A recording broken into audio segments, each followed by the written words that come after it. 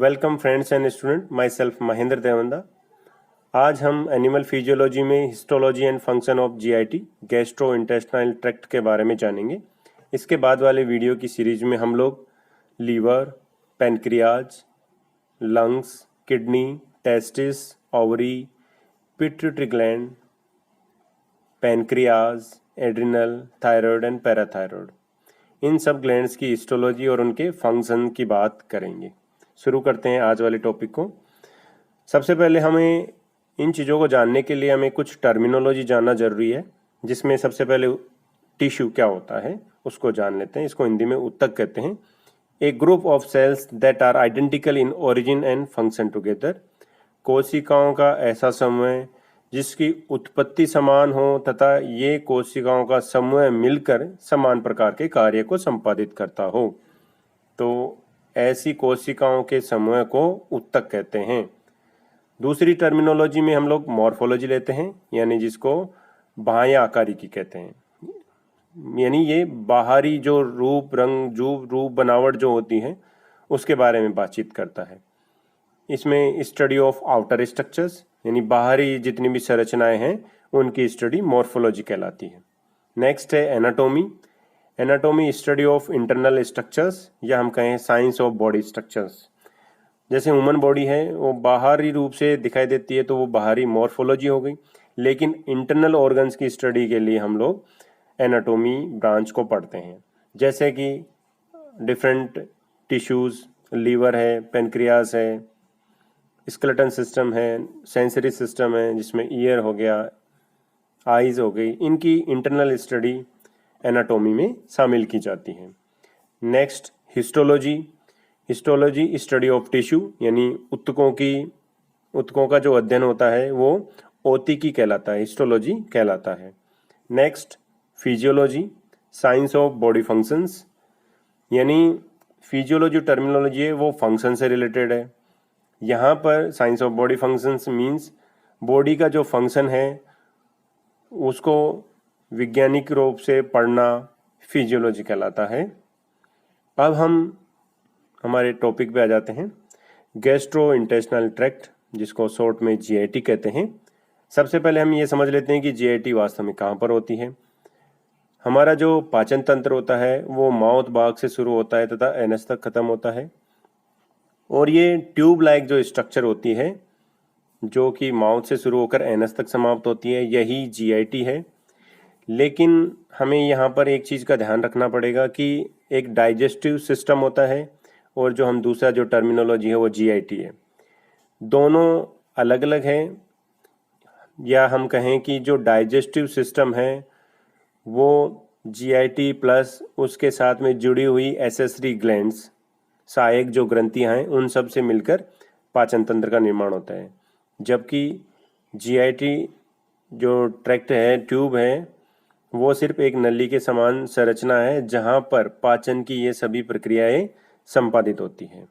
Alimentary canal, या इसको digestive canal भी कहते हैं, which extend from the mouth to the anus region. Mouth भाग से लेकर ये संपन्न होती है, ये माउथ भाग है, माउथ से लेकर जो एनस भाग है वहाँ तक ये जीआईटी पाई जाती है। जीआईटी में जो शामिल है सबसे पहले फेरिंग्स, जो आपको दिखाई दे रहा है फेरिंग्स। इसके बाद में जो ट्यूब लाइक जो आपको स्ट्रक्चर दिखाई दे रही है ये ईसोफेगस। इसके बाद में है स्टोमक, स्टोमक जो अपना ये जो दिखाई दे रहा है ये स्टोमक। इसके बाद में है स्मॉल इंटेस्टाइन। स्मॉल इंटेस्टाइन के 3 पार्ट्स होते हैं, जिसको डिओडेनम, जेजुनम एंड इलियम। देखो यहाँ पर हमें दिखाई दे रहा है डिओडेनम, इसके बाद में है जेजुनम, और यहाँ पर है इलियम, यानी ये घूम के यहाँ पर घूम जाती है। अगर नेक्स्ट एंड लार्ज इंटेस्टाइन, जो लार्ज इंटेस्टाइन है उसमें शामिल है colon, caecum and rectum. Diagram में देखते हैं, कोलोन, कोलोन के 3 पार्ट हैं यहाँ पर, असेंडिंग कोलोन, इसके बाद में ये है ट्रांसवर्स कोलोन और नेक्स्ट है डिसेंडिंग कोलोन। असेंडिंग क्योंकि ऊपर की तरफ जा रहा है, ये ट्रांसफर फॉर्म में है, और नेक्स्ट है ये डिसेंडिंग कोलोन है। इसके बाद में सीकम, ये जो भाग आपको दिखाई दे रहा है कोली वाला जो रीजन है ये सीकम कहलाता है। उसके जस्ट आगे की तरफ रेक्टम है, और लार्ज इंटेस्टाइन के बाद में है लास्ट पार्ट एनस।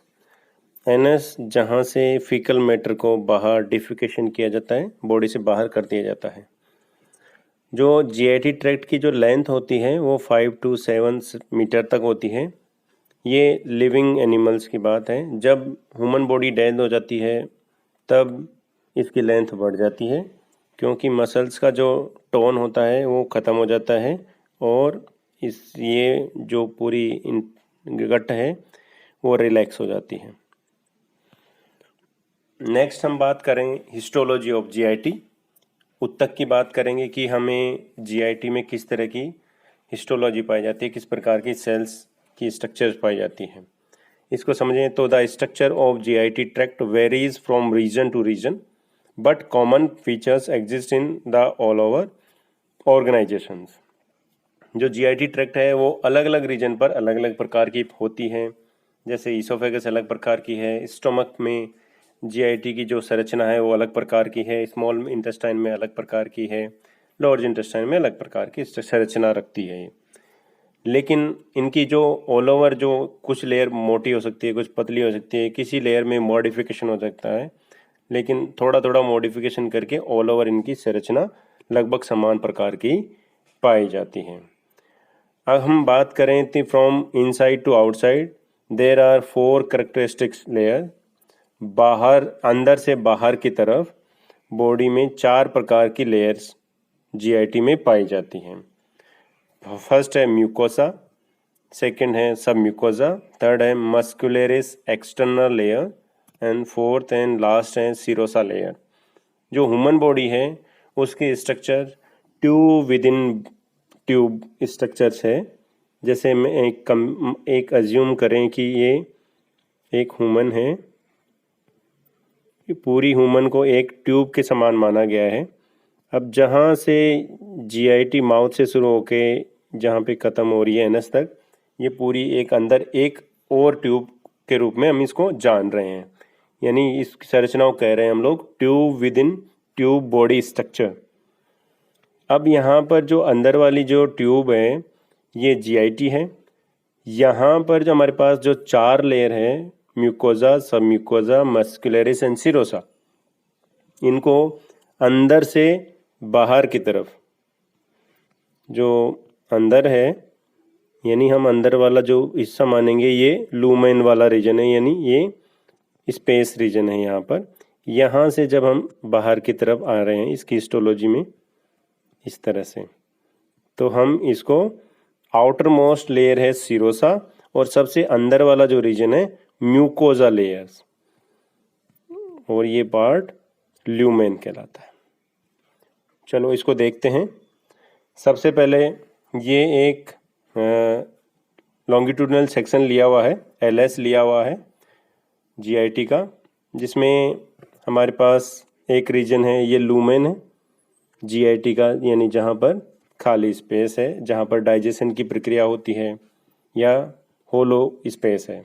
दूसरी तरफ ये एब्डोमिनल कैविटी है, यानी ये ट्यूब का फॉर्मेशन, ये ट्यूब की दीवार है। ये पूरी ये दीवार हम लोग ये अंदर की तरफ है और ये हम बाहर की तरफ आ रहे हैं इस तरफ। ओके, तो इसमें जो लेयर्स है जिसके बारे में हम जान रहे थे, सबसे अंदर की तरफ जो लेयर है वो म्यूकोजा है, इसके बाद में सब mucosa, muscularis externa and serosa, ये 4 लेयर यहाँ पर पाई जा रही है।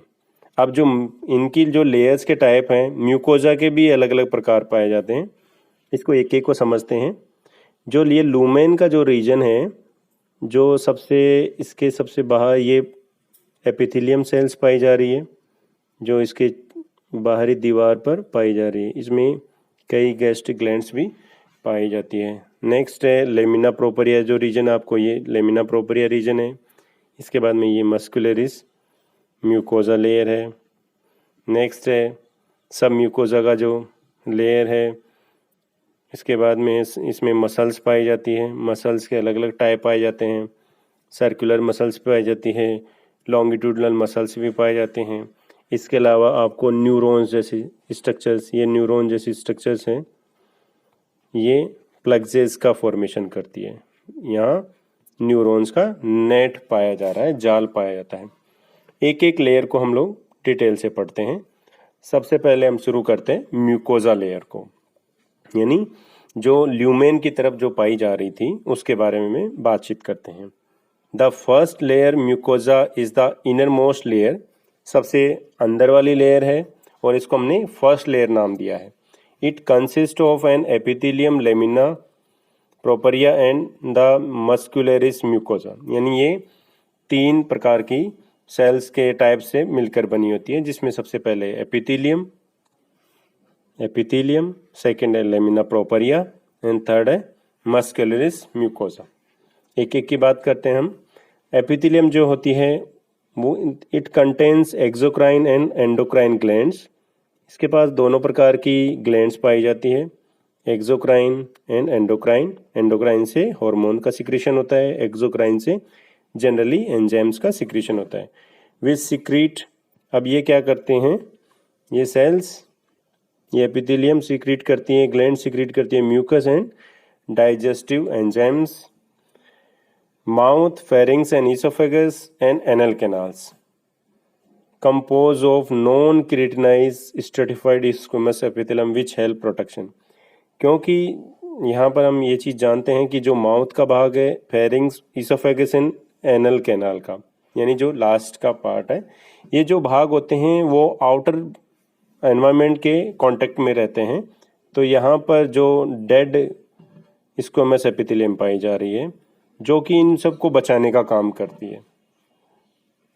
नेक्स्ट जो लेयर है लेमिना प्रोपरिया, वो लूज कनेक्टिव टिश्यू से मिलकर बनी होती है।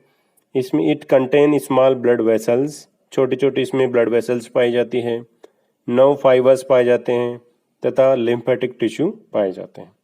This part also contain MALT cell. MALT cell का मतलब mucosa associate lymphatic tissue. These are part of immune system cells। ये जो सेल्स है माल्ट की, ये इम्यून सिस्टम की सेल्स हैं जो कि इम्यूनिटी में हमें सहायता करती है। नेक्स्ट है थर्ड जो लेयर है म्यूकोजा में जो वो है मस्कुलरिस म्यूकोजे, जो कि इनवॉलेंट्री मसल से मिलकर बनी होती है। This is the thin muscles layer found and it's responsible for controlling mucosal blood flow and GI secretions। Next layer की बात करें सब म्यूकोजा लेयर्स। इसको इसलिए सब म्यूकोजा क्योंकि ये म्यूकोजा लेयर के जस्ट नीचे की तरफ होने के कारण इसको सब म्यूकोजा नाम दिया गया है। This is the second layer.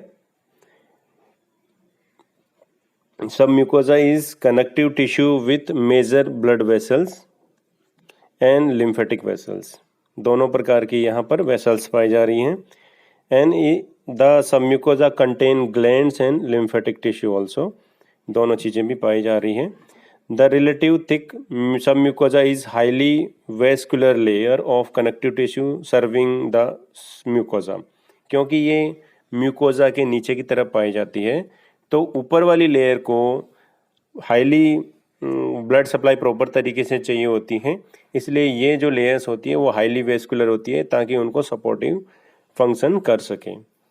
Next है absorb molecules that pass through the columnar epithelium cells of the mucosa enter into blood vessels और लिम्फ डक्ट्स ऑफ सब म्यूकोजा। जो लेयर्स है जैसे कि ये इधर लूमेन वाला रीजन है और ये वाला रीजन है म्यूकोजा, इसके इस तरह पाई जा रही है सब म्यूकोजा। अब यहाँ से जो जितनी भी डक्ट्स निकलती है, यहाँ से कुछ डक्ट्स निकलेगी, नलियाँ निकलेगी। अब ये नलियों से जितना भी जो मॉलिक्यूल्स है यहाँ पर एब्जॉर्ब कर लिए जाते हैं। नेक्स्ट है सबम्यूकोजा कंटेंस। अब इस सबम्यूकोजा लेयर के पास में क्या होता है, ये नर्व नेट पाया जाता है जिसको नाम दिया गया है सबम्यूकोजल प्लेक्सेस, या इसको दूसरा नाम मिजनर फ्लेक्सेस दिया जाता है। कई बार क्वेश्चन पूछ लिया जाता है कि मिजनर फ्लेक्सेस क्या है या कहाँ पर पाया जाता है, किस तरह का भाग है। तो हमें ध्यान रखना है कि ये नर्व सेल से बना हुआ नर्व नेट है जो कि सबम्यूकोजा लेयर में पाया जाता है। नेक्स्ट लेयर की बात करें तो muscularis external layer, this is the third layer. ये थर्ड लेयर है। ए thick muscular layers and consist of 2 layers of smooth muscle cells. Muscularis नाम से ही पता चल रहा है कि ये मसल्स की लेयर है। यहाँ पर 2 प्रकार की मसल्स है, inner circular and outer longitudinal layers. यानी जो अंदर की तरफ जो पाई जा रही है वो है सर्कुलर, और जो बाहर की तरफ पाई जाएगी वो लॉन्गिट्यूडनल लेयर्स पाई जा रही है। यहाँ पर भी 9 फ्लक्सेस पाए जाते हैं जिसका नाम है माइएंट्रिक फ्लक्सेस, जिसको एक और नाम दिया है ऑरबैक फ्लक्सेस। ये है a network of nerve cells is located between circular and longitudinal muscles layer. इन दोनों मसल्स लेयर के बीच में पाया जाता है। अब हमें ओबियसली ये ध्यान रखना है कि जितनी भी यहाँ पर मसल्स पाई जा रही है वो उन पर हमारा कंट्रोल नहीं होता है। यानी जो मसल्स पाई जाएगी यहाँ पर वो स्मूथ मसल्स ही पाई जाएगी, चाहे वो लॉन्गिट्यूडनल हो चाहे सर्कुलर हो। मसल्स का जो टाइप होगा वो स्ट्रेटेड या नॉन स्ट्रेटेड या स्मूथ मसल्स ही पाई जाएगी जिन पर हमारा कंट्रोल नहीं होता है। नेक्स्ट बात करें segmental contraction and peristaltic movement of muscles help in breakdown of food, mixing of digestive secretion and propel it along the tract. अब जो मस्कुलस एक्सटर्नल जो लेयर्स है वो क्या करती है कि जो सेगमेंटल कॉन्ट्रैक्शन यानी जो इंटेस्टाइन है उसमें कॉन्ट्रैक्शन करवाती है, पेरिस्टाल्टिक मूवमेंट करवाती है, जिससे क्या होता है कि जो फूड का डाइजेशन होगा, फूड में अच्छी तरह से एंजाइम्स मिलते हैं और डाइजेशन की प्रक्रिया संपादित होती है। इसके साथ ही साथ जो अनडाइजेस्टेड फूड है उसको बाहर की तरफ धकेला भी जाता है, या वो आगे धीरे धीरे आगे खिसकता रहता है और उसको बाहर कर दिया जाता है। यहाँ पर हमें ये चीज़ ध्यान रखनी है कि जो मस्कुलर एक्सटर्नल लेयर है वो कुछ पार्ट्स हैं, जैसे माउथ भाग है, pharynx, superior and middle part of oesophagus, ये बना होता है स्केलेटन मसल्स का। यानी ये ऐच्छिक पेशियों का बनना होता है जिस पे अपना कंट्रोल होता है। ये हमें ध्यान रखना है कि कौन से पार्ट से स्केलेटन मसल्स से फॉर्मेशन होता है। अब जो एंट्रिक नर्व सिस्टम, ये एक टर्मिनोलॉजी हम समझ लेते हैं कि एंट्रिक नर्व सिस्टम क्या है, जिसको ब्रेन ऑफ गट कहते हैं। जो हमारी हरनाल है उसका ब्रेन भी कहते हैं, या इसमें कहें एंट्रिक नर्व सिस्टम को ENS। ये पार्ट है ANS का, ऑटोनॉमिक नर्वस सिस्टम का। ये बनता है दोनों प्लेक्सेस से, जो माइएंट्रिक प्लेक्सेस है एंड म्यूकोजल सब म्यूकोजल प्लेक्सेस है। इन दोनों प्लेक्सेस से मिलकर ENS एंट्रिक नर्व सिस्टम का फॉर्मेशन होता है। ये आपको डायरेक्टली ध्यान रखना पड़ेगा, कई बार पूछा जा सकता है। नेक्स्ट अब हम बात करेंगे last layer, fourth layer, serosa layer. यह आउटर मोस्ट लेयर है, सबसे बाहर की लेयर है। Mainly consist of connective tissue, यह कनेक्टिव टिश्यू से मिलकर बनी होती है। GIT connect to the abdominal wall by the serosa layer. GIT को एब्डोमिनल वॉल से कनेक्ट करने का काम सीरोसा लेयर ही करती है। इसमें मिजेंट्री भी हेल्प करती है, जिससे यह एब्डोमिनल वॉल से कनेक्ट हो जाती है। Organs are supported and covers by this layers. जितने भी ऑर्गन्स हैं वो इस लेयर से कवर्ड रहते हैं, यानी सबसे बाहर का ये आवरण है। जितने भी ऑर्गन्स हैं दूसरे भी इसको से सपोर्ट और कवर्ड रहते हैं। Serosa layer absent in oesophagus, oesophagus में ये एब्सेंट रहता है। Only a single layer of areolar connective tissue are present.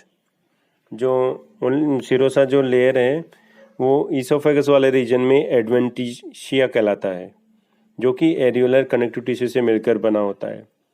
Serosa जो लेयर है उसके दो पार्ट्स होते हैं, parietal portion and visceral portion.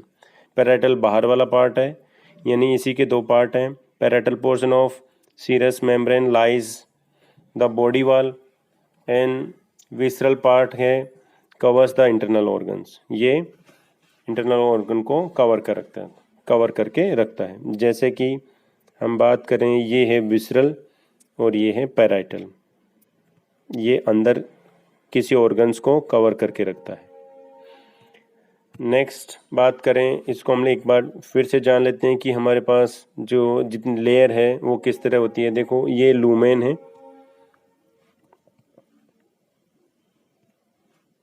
ये जो अंदर वाला जो भाग है ये लूमेन भाग है, यानी ये कैनाल है। इसके बाद में जो हमारा सबसे इनर मोस्ट लेयर है म्यूकोजा। म्यूकोजा को हम फिर से देखते हैं, ये म्यूकोजा लेयर है, देखो अच्छे से नामांकित किया हुआ है, ये म्यूकोजा लेयर है। म्यूकोजा के बाद में है ये सब म्यूकोजा, जो ये आपको लेयर दिखाई दे रही है, ये सब म्यूकोजा है। उसके बाद में मस्कुलरिस, जो कि दो प्रकार की मसल्स से मिलकर बनी है, circular muscles and longitudinal muscles. Next और लास्ट थी जो हमारे पास है वो है मस्कुलरिस के बाद में है सीरोसा लेयर, ये है सीरोसा लेयर, जो सबसे बाहर का एक सभी जितने भी ऑर्गन्स है उनको कवर करने का काम करती है।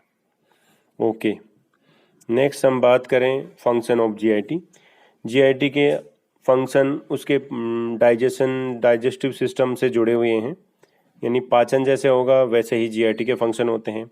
The main function of GIT is to serve as a supply of nutrients, food and water into the body. GIT का सबसे मेन काम होता है कि हमारी बॉडी को न्यूट्रिएंट प्रोवाइड करवाना, फूड प्रोवाइड करना जिसमें vitamins, minerals, iron, protein, lipid, carbohydrates और एटसेट्रा जितने भी हैं, इसके अलावा वाटर भी, ये हमारी बॉडी को जीआईटी के थ्रू ही प्राप्त हो पाते हैं। It's a place where food mix with various secretion of GIT itself and its associate glands. ये वो स्थान होता है जहाँ पर फूड के साथ में जो एंजाइम्स हैं वो इसके साथ मिक्स होते हैं, और इसके जीआईटी के खुद के एंजाइम तथा उसके साथ जुड़ी हुई ग्लैंड जैसे पेनक्रियाज है, gall bladder and salivary glands हैं, इनके प्रोडक्ट भी जीआईटी में ही इनसे फूड के साथ में मिलने का काम करते हैं, और फूड के साथ मिलकर वो इसको डाइजेस्ट करते हैं, छोटे छोटे पार्टिकल्स में तोड़ते हैं, और उसके बाद में हमें बॉडी में ब्लड के थ्रू एब्जॉर्ब होते हैं। Mobility of intestine help in mixing of meals with secretion and passing of the food into the GIT.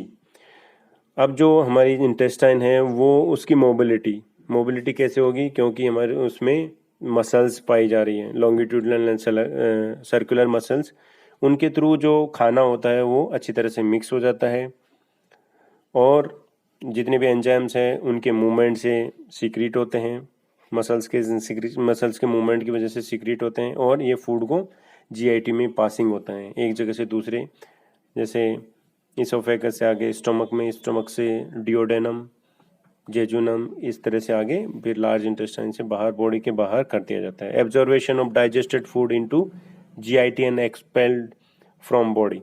जितने भी डाइजेस्टेड फूड मटेरियल है वो जीआईटी के थ्रू ही बॉडी में एब्जॉर्ब होते हैं, और जितना वेस्ट मटेरियल है वो जीआईटी के थ्रू ही बॉडी से बाहर कर दिया जाता है। या हम सिंपल शब्दों में कहें कि जो इंजेक्शन है फूड को लेना, उनका डाइजेशन करना, चाहे वो केमिकल हो चाहे मैकेनिकल हो, उनका ऑब्जॉर्वेशन होना, अवशोषण होना, पेरिस्टाल्टिक मूवमेंट होना, और उसको बॉडी को अनडाइजेस्टेड फूड को बाहर निकालना, ये सभी फंक्शन जीआईटी के हैं। साथ ही साथ कुछ और भी फंक्शन है, जैसे कि सिक्रीशन ऑफ हार्मोन्स। जीआईटी के थ्रू कुछ हार्मोन्स का भी सिक्रीशन होता है। कई बार डायरेक्टली पूछ लेते हैं कि जीआईटी के द्वारा सिक्रीट होने वाले हार्मोन्स के नाम बताओ, जिसमें है gastrin, cholecystokinin, secretin and GIP, gastric inhibitory peptides and मोटिलिन।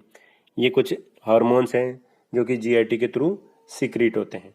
Defence mechanism, defence means यहाँ पर रक्षा करने का काम करती हैं। कैसे करती हैं, जैसे हम फूड में कुछ बैक्टीरिया भी आ सकते हैं और दूसरे प्रकार के फंगाई भी आ सकते हैं, तो उनके लिए ये डिफेंस मैकेनिज्म की तरह फंक्शन कर रही है जीआईटी, जिसमें मेनली हेल्प करता है। जैसे गैस्ट्रिक एसिड है एसिड की वजह से कई बैक्टीरिया किल हो जाते हैं।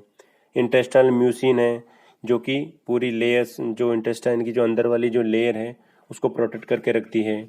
इसके अलावा जो वहाँ पर जो अंदर की तरफ जो लेयर प्रेजेंट हो रही है इंटेस्टाइन के भीतर की तरफ, वो खुद भी एक बैरियर की तरह काम करती है ताकि वहाँ आसानी से कोई बैक्टीरिया और दूसरे प्रकार के इन्फेक्शन पास नहीं हो सके।